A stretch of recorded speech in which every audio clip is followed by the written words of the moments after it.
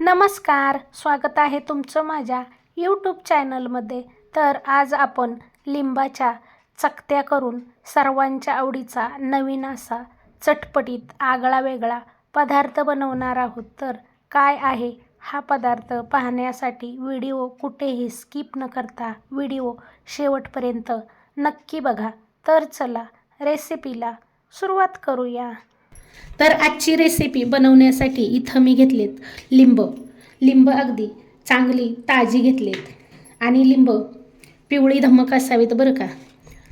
अशी ताजी लिंब घेतली आणि लिंब पिवळी घेतली की लिंबामध्ये भरपूर रस असतो आणि लिंब पातळ सालीची घ्यायच्यात बरं का. जाड सालीची लिंब बिलकुलही घ्यायची नाहीत. आता इथे मी अर्धा किलो लिंब घेतली आहे. आता ही लिंब आपल्याला पाण्यामध्ये घालून घ्यायच्यात आणि ही लिंब स्वच्छ अशी चोळून धुवून घ्यायच्यात. आता आपल्याला ही लिंब चांगली कोरडी करून घ्यायच्यात. लिंबाला बिलकुलही पाणी राहता कामा नये बरं का, कारण आपण आजची ही रेसिपी बनवणार आहोत ना, ही वर्षभर सुद्धा छान टिकते. जर तुमच्या लिंबांना पाणी राहिलं ना तर मग आपण जो हा लिंबाचा नवीन पदार्थ बनवत आहोत ना तो वर्षभर टिकण्यास मदत होत नाही. आता ना ही कोरडी करून घेतलेली लिंब आपल्याला मस्त अशी गोल गोल कापून घ्यायच्यात. आता तुम्हाला वाटेल की गोल चकत्या का, पण गोल चकत्या का करायच्या हे तुम्हाला पुढे जाऊन कळेल. चकत्या बघा जास्त पातळही नाही करायच्या आणि जास्त जाडही नाही करायच्या, मीडियम अशा चकत्या करायच्या आहेत. आणि असा धारबाद चाकू घेतला ना की चकत्या एकदम पटपट करता येतात. सुरुवातीला थोडंसं अवघड वाटतं पण नंतर चकत्या पटकन होऊन जातात. तर बघा मी इथे अशा मीडियम आकाराच्या चकत्या करत आहे. किती सुंदर चकत्या दिसतात ना आणि लिंबात रससुद्धा बघा किती भरपूर आहे. तर बघा इथे आपल्या सर्व लिंबाच्या चकत्या करून झाल्या आहेत आणि अगदी एकसारख्या चकत्या करून घेतल्या आहेत. जास्त जाडही नाही किंवा जास्त पातळही नाहीत, मीडियम अशा या चकत्या करून घेतल्या आहेत. आता याच्यातलं आपल्याला सर्व बी काढून टाकायचं आहे, कारण बी जर आपण या चकत्यामध्ये ठेवलं ना तर मग आपल्या या रेसिपीला कडवटपणा येतो. तर मी तुम्हाला आत्तापर्यंत सांगितलं नव्हतं की आज आपण लिंबापासून काय बनवणार आहोत. तर आज आपण लिंबापासून बनवणार आहोत लेमन कँडी. तुम्ही आवळा कँडी खाल्ली असेल तर तुम्ही एकदा अशी लेमन कँडी बनवून बघा. लिंबापासून आपण लोणचं बनवतो, बरेच प्रकार असतात. कोणी लिंबू मिरचीचं लोणचं बनवतं, कोणी लिंबाचं लोणचं बनवतं, तर कोणी लिंबाचं क्रश लोणचं बनवतं. तर एकदा अशा पद्धतीने लिंबाची कँडी बनवून बघा आणि ही कँडी वर्षभर टिकते बरं का. जर कधी तोंडाला चव नसेल तेव्हा जरी तुम्ही नुसती ही कँडी खाल्ली ना तरी तोंडाला मस्त चव येते. तर नेहमी लिंबापासून लोणचंच कशाला, अशी एकदा कँडी पण बनवून बघा. तर इथे बघा लिंबातल्या सर्व बिया काढून घेतल्या आहेत आणि बघा या लिंबाच्या चकत्यासुद्धा किती सुंदर दिसतात. असं वाटतंय की अशाच आत्ताच खाऊन टाकाव्यात. अगदी एकसारख्या चकत्या करून घेतल्यात. तुम्ही सुद्धा ना जर ही रेसिपी बनवणार असाल ना तर अशा मध्यम आकाराच्या एकसारख्या चकत्या करून घ्या. तर आता या चकत्यांचं पुढे काय करायचं आहे ते पाहूया. त्यानंतर आता मी इथं कुकर घेतला आहे. कुकरमध्ये 1 ते 1.5 ग्लास पाणी घालायचं आहे. त्याच्यामध्ये स्टँड ठेवायचं आहे आणि कुकरचा डबा ठेवायचा आहे. त्याच्यामध्ये आपल्याला या सर्व लिंबाच्या फोडी घालून घ्यायच्या. आता या लिंबाच्या फोडीमध्ये पाणी घालायचं नाही आणि याच्यावर एक प्लेट झाकण ठेवून द्यायचे. म्हणजे काय होतं, आपल्या लिंबाच्या फोडीमध्ये वाफेचं पाणी जात नाही. आपल्याला लिंबाच्या फोडींना पाणी अजिबात लागून द्यायचं नाही. आणि आता कुकरचं झाकण लावून मीडियम गॅसवर कुकरच्या 2 शिट्ट्या करून घ्यायच्यात. आपल्याला लिंबाच्या चकत्या जास्तसुद्धा शिजवायच्या नाहीत. तर इथं 2 शिट्ट्या होऊन कुकर थंड झाला आहे. आता आपण लिंबाचा डबा बाहेर काढूया.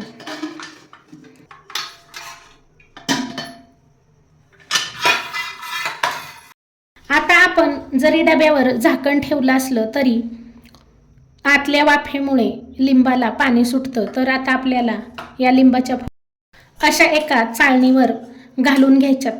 आता या लिंबाच्या चकत्या थोड्याशा आपल्याला निथळून घ्यायच्या आहेत.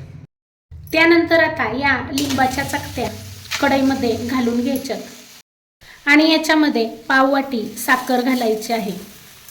तर इथे आपण अर्धा किलो लिंब घेतली होती. मीडियम आकाराची 14 लिंब होती आणि आपण इथे पाववाटी साखर घातली आहे. अर्धा किलो लिंबासाठी 100 ते 150 ग्राम साखर तुम्ही घालू शकता किंवा तुम्हाला जास्त गोड आवडत असेल तर तुम्ही साखर थोडी जास्तही घालू शकता. आता मीडियम गॅसवर आपल्याला या लिंबाच्या फोडी सतत एकसारख्या हलवून घ्यायच्या आहेत. म्हणजे आपल्या या साखरेचं पाणी होतं आणि या लिंबाच्या फोडीमध्ये या साखरेचं पाणी छानपैकी मुरलं जातं आणि आपली ही जी लेमन कँडी आहे ही खायलासुद्धा छान लागते. जसजशी साखर विरघळत जाईल तसतसं साखरेचं पाणी होईल. एकदा का साखरेचं पाणी झालं की पुन्हा नंतर साखरेचं पाणी अटू लागतं आणि आपल्या या लिंबांच्या चकत्यामध्ये मुरलं जातं. पण सतत एकसारखं हलवत राहायचं, नाहीतर मग हे कढईच्या बुडाला लागू शकतं. तर इथे मी 2 ते 3 मिनिटेच फुल गॅसवर हे मिश्रण सतत हलवत राहून तयार करून घेतलं आहे. आता आपल्याला इथे गॅस बंद करायचा आहे. तर बघा, मी इथे 1 चमचा ओवा खलबत्त्यामध्ये ठेचून घेतला आहे, तो घालायचा आहे. अर्धा चमचा साधं मीठ घालायचं आहे. अर्धा चमचा काळं मीठ घालायचं आहे. काळं मीठ नक्की घाला. काळं मीठ घातल्यामुळे आपली ही कँडी खायला खूप सुंदर लागते. आता आपल्याला हे छान असं मिक्स करून घ्यायचं आहे. आणि बघ, ओव्यामुळे आपलं खाल्लेलं अन्न छान पचन होतं. आपल्याला सर्दीचा पोटदुखीचा त्रास असला तर ओव्यामुळे नाहीसा होतो. तर आज आपली लेमन कँडी बघा किती छान बनली आहे. असं वाटतंय की आत्ताच ही कँडी खाऊन घ्यावी. पण आपण ही कँडी आता सुकण्यासाठी ठेवून देणार आहोत. थोडीशी आपण ही कँडी अशीच कढईमध्ये ठेवून देऊया. थंड झाल्यानंतर आपण याला ताटामध्ये काढून घेऊया. तर इथे आपली ही कँडी थंड झाली आहे. आता ही कँडी ताटामध्ये पसरून ठेवायची आहे आणि 2 दिवस उन्हामध्ये सुकवून घ्यायची आहे. तुम्हाला हवं तर तुम्ही घरामध्ये फॅनखाली सुद्धा ही कँडी सुकवून घेऊ शकता. जर तुम्हाला ॲसिडिटीचा पोटाचा त्रास असेल तर तुम्ही ही कँडी बनवून डब्यामध्ये भरून ठेवा आणि खाऊन बघा, पोटाचा त्रास नाहीसा होईल. तर आता आपण ही कँडी सुकल्यानंतर पाहूया. इथे बघा, या चकत्या 2 दिवस उन्हामध्ये ठेवून चांगल्या अशा सुकवून घेतल्यात. याच्यावर पांढरं कापड झाकण ठेवलं होतं. कारण बघा, आपण उघड्यावर उन्हामध्ये काही वाळायला ठेवतो तेव्हा धूळ येते आणि धूळ आपल्या पदार्थावर बसू नये म्हणून असं कापड झाकून ठेवावं, म्हणजे आपल्या पदार्थावर धूळ बसत नाही. बघा, या लिंबाच्या चकत्या जास्तही वाळवून घ्यायच्या नाहीत. जास्त वाळवल्या ना तर मग रसरशीत लागत नाहीत. याच्यातील लिंबाचा रस पूर्ण सुकून जातो आणि खाताना सुद्धा या चकल्या छान लागत नाहीत.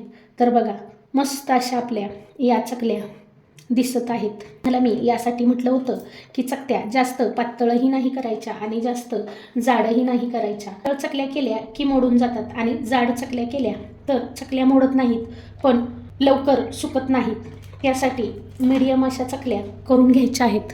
आता तुमच्या घरात जर कोणाला सर्दी, ताप, अपचन किंवा ॲसिडिटीचा त्रास असेल ना तर या चकल्या अशाच कोरड्या खायला दिल्या ना तरी या सगळ्यापासून आराम भेटेल. तापामध्ये बघा, आपल्या तोंडाला चव नसते, काही खावंसं वाटत नाही, काही खाल्लं तरी कडू लागतं. त्यावेळेससुद्धा तुम्ही या लिंबाच्या चकल्या कोरड्या जरी खाल्ल्या ना तरी तोंडाला छान चव येते. आणि मुलांना जर तुम्ही दाखवल्या ना तर मुलं तर लगेचच फस्त करून टाकतील. त्यामुळे मुलांना सगळ्या चकत्या दाखवू नका बरं का. तुम्ही याच प्रकारे जास्त प्रमाणात सुद्धा या लिंबाच्या चकत्या बनवून डब्यामध्ये स्टोअर करून ठेवू शकता. तर मला कमेंट करून नक्की सांगायला विसरू नका, याआधी तुम्ही ही लिंबूची रेसिपी कधी पाहिली होती का हो? तर बघा, अतिशय मस्त आणि सुंदर इथे आपली लेमन कँडी तयार झाली आहे. या पद्धतीने तयार केलेली लेमन कँडी तुम्ही कधी पाहिलीही नसेल आणि कुठे खाल्लीही नसेल. आहे ना मस्त साधी सोपी बनवायला एकदम नवीन पद्धतीने लिंबूची लेमन कँडी. पचनाला तोंडाला चव यायला ही लेमन कँडी अतिशय उपयोगी पडते. तर तुम्ही अशी माझ्यासारखी लेमन कँडी नक्की बनवून बघा आणि याला तुम्ही डब्यामध्ये स्टोअर करून वर्षभरासाठी सुद्धा ठेवू शकता. तर तुम्हाला माझी आजची रेसिपी कशी वाटली? रेसिपी आवडली असेल तर एक लाईक जरूर करा. चॅनलला याआधी सबस्क्राईब केलं नसेल तर सबस्क्राईब करा, सपोर्ट करा आणि रेसिपी इतरांना शेअर करा. व्हिडिओ पाहिल्याबद्दल खूप खूप खूप धन्यवाद. पुन्हा भेटूया असेच एका नवीन छानशा रेसिपीसोबत. तोपर्यंत बाय बाय.